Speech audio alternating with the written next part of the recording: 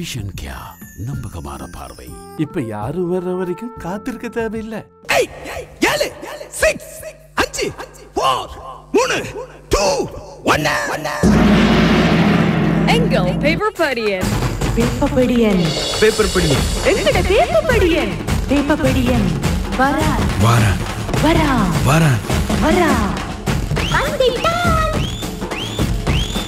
Good morning அண்ணா, வந்துட்டேன். வாருங்கள் வாருங்கள். இனிய காலை வணக்கம் தமிழ் பேசும் மக்கள் எல்லோருக்கும். அண்ணா உங்களுக்கு வணக்கம், எப்படி இருக்கிறீர்கள்? நல்லா இருக்கிறேன். உங்களுக்காக தான் எல்லாரும் வெயிட்டிங். நாட்டு நடப்பு தெரிந்து அதுதானே, என்ன வெறும் இதா போகுது. என்ன ஒரு மாதிரி பொது தேர்தலுக்கெல்லாம் ரெடி ஆகி கொண்டிருக்கிறாங்க போல இருக்கு. கட்சிகள் எல்லாம் தனித்து கேட்கிறதா, ஒன்றிணைந்து கேட்கிறதா அப்படின்னு சொல்லி நிறைய விஷயங்கள் பேசப்படுகிறது. எதிர்கட்சி தலைவர் சஜித் பிரேமதாசாவும் கேட்டிருக்கார் நாட்டு மக்களிடம் ஆணைய தாருங்கள் என்று சொல்லி.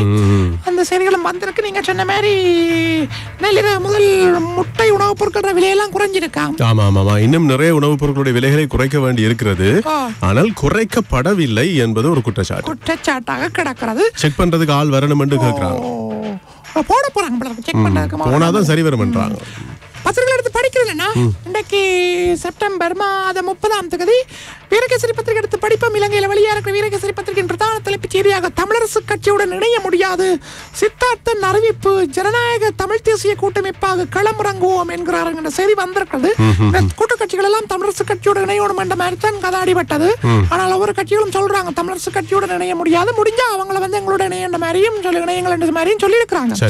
நீங்கள் வேறுங்கள் பாத்தீங்களா, உங்களுக்கு நாங்களாக பார்த்து தருவோம். எப்படி இருக்கு, உங்களுக்கு நாங்களாக பார்த்து தருவோம் என்றவாறான நிலைப்பாட்டையே அழைப்பினூடாக தமிழரசு கட்சி கூறியிருப்பதாகவே தெரிகின்றது. தமிழரசு கட்சியின் அறிவிப்பானது இதனையே காட்டுகிறது. அப்படியான நிலைப்பாட்டில் நாங்கள் அவர்களுடன் இணைய முடியாது என்று பிளட்டின் யாழ் மாவட்ட முன்னாள் பேராளுமன்ற உறுப்பினர் இருக்கிறார் தர்மலிங்கம் சித்தார்த்தன் அவர் சொன்ன செய்தி இன்றைக்கு பிரதான தலைப்புச் செய்தியாக வந்து கிடக்கணும். கூட்டுக்கான வாய்ப்பு இல்லை. மகிந்த நாமலுடன் பேச்சு நடத்துவோம் என்று ரோஹித் அபே குணவர்த்தன சொன்ன செய்தி வந்து கிடக்குது. ஒருத்தரும் ஒவ்வொரு கூட பேசுறாங்கன்னா மற்றது இங்க ஐக்கிய தேசிய கட்சியும் ஐக்கிய மக்கள் சக்தி அது வந்து இணைய மாட்டாங்களாம், அவனோட முயற்சி தோல்வி அடைஞ்சிட்டான் மாதிரியும் கதைக்கிறாங்க. செய்தி வந்திருக்கு. ஆணையத்தாருங்கள் எதிர்கட்சி தலைவர் பிரேமதாச சொன்ன செய்தி இந்த செய்தி. நாட்டை கட்டியெழுப்புவதற்கும் வேலை திட்டத்துக்கு ஐக்கிய மக்கள் சக்தி பக்கபலத்தை வழங்கும்.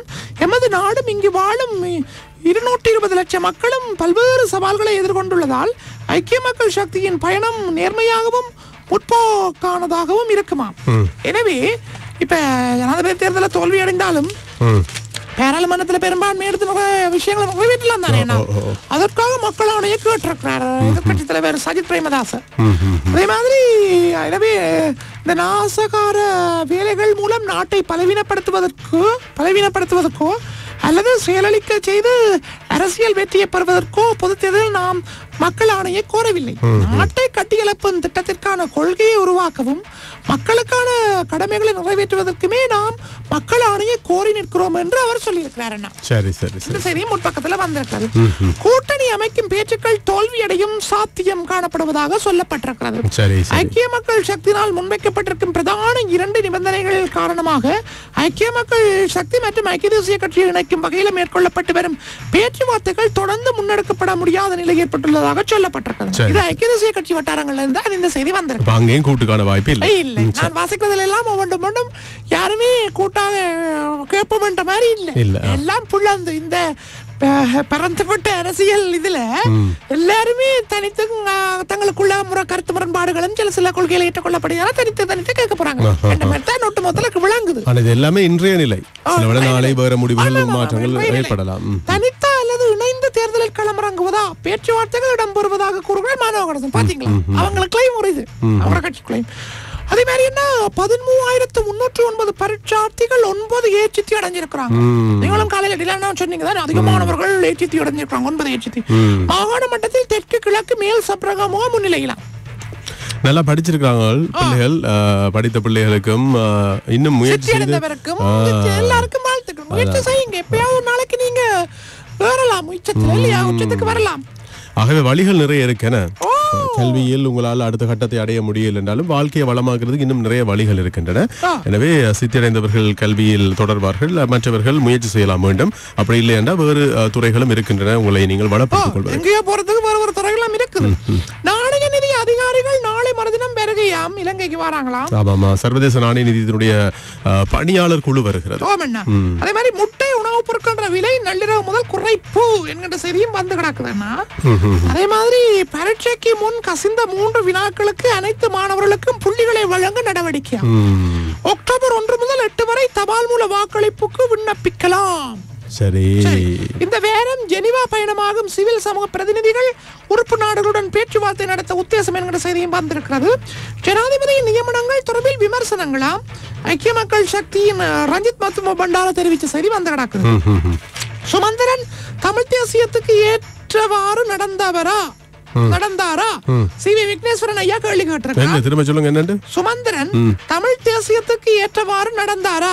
சி.வி. விக்னேஸ்வரன் கேள்வி. தமிழ் தேசிய கூட்டமைப்பில் ஒருபோதும் இணைய மாட்டேன் என்றும் அவர் சொல்லியிருக்கிறார். சரி சரி சரி, ரைட்.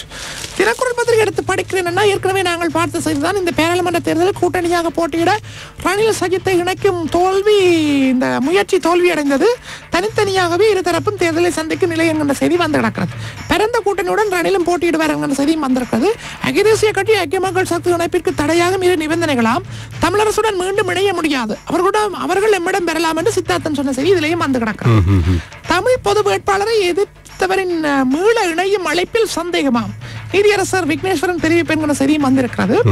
பதவியில் இருந்து ஜேவிபி செயலாளர் டெல்வின் விலகுகிறார் செய்தி வந்திருக்கிறது. ஆச்சரியக்குறியும் சங்கு சின்னத்தை பெறுவதற்கு முயற்சியாம்.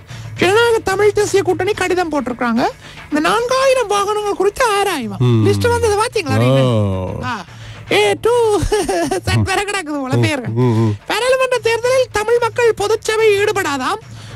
சங்க சின்னத்தையும் பயன்படுத்த வேண்டாம் என்ற செய்தியும் வந்திருக்கிறது. பெற்ற பேரிய மோசடிகள் ஊழல்கள் குறித்து விசாரணை ஜனாதிபதி அனுர முடிவு என்கிற செய்தியும் வந்து கிடக்கிறது. அந்த ஊழல் என்று சொல்லும் போதுதான் இந்த இணைய வழியில் நிறைய திருட்டுகள் நடக்குது. அதனால இந்த உங்களுக்கு வருகின்ற ரகசிய குறியீடு இருக்குதானே, இப்ப நீங்க உங்களோட ஏடிஎம் கார்டு எங்கேயாவது பயன்படுத்தும் போது உங்களுக்கு பர்ச்சேசிங் வேலைகள் ஈடுபடும் போது, கொள்வனவுல ஈடுபடும் போது தானே ஒரு கோடு உங்களுக்கு வருது, ரகசிய குறியீடு.